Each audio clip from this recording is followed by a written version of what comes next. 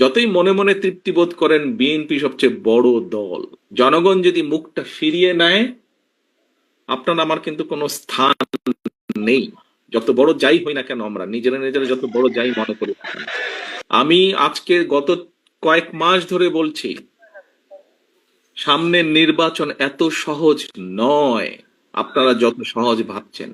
নিজের মনে যতই বড়াই করুন, আরে বিএনপি তো শাখা প্রশাখা একদম গ্রাম পর্যন্ত আছে, অন্যদের কি এত আছে? এত বড়াইয়ের কিছু নেই। থাকতে পারে আপনার শাখা প্রশাখা, প্রিয় সহকর্মীবৃন্দ, আমাদের নেতাকর্মীরা তৈরি করেছে সেই শাখা প্রশাখা, গ্রাম পর্যন্ত দলকে নিয়ে গেছে, ওয়ার্ডে ওয়ার্ডে দলকে নিয়ে গেছে।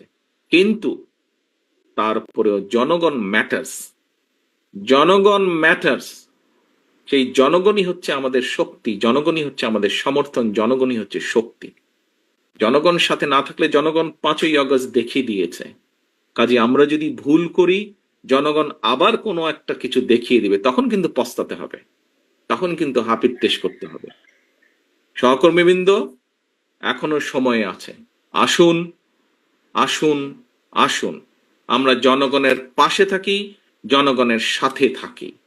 যারা এমন কিছু করবে যা আপনাকে আমাকে ক্ষতিগ্রস্ত করবে, যা আমার দলকে ক্ষতিগ্রস্ত করবে, যা আমাদের দল ক্ষতিগ্রস্ত হবে, আমরা তার বিরুদ্ধে প্রতিবাদ গড়ে তুলব, তার বিরুদ্ধে প্রতিরোধ গড়ে তুলব।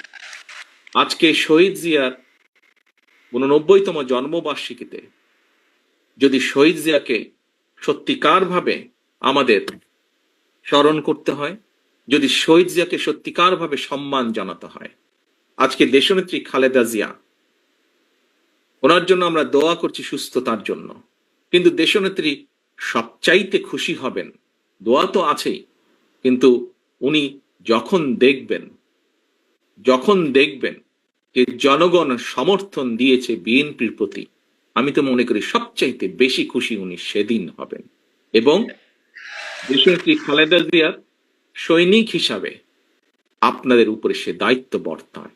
সহকর্মীবৃন্দ, আমরা কে ছোট নেতা, কে গ্রামের নেতা, কে ইউনিয়নের নেতা, কে বড় নেতা, কে বিভাগীয় নেতা, কে কেন্দ্রীয় নেতা, বিষয় এটি নয়।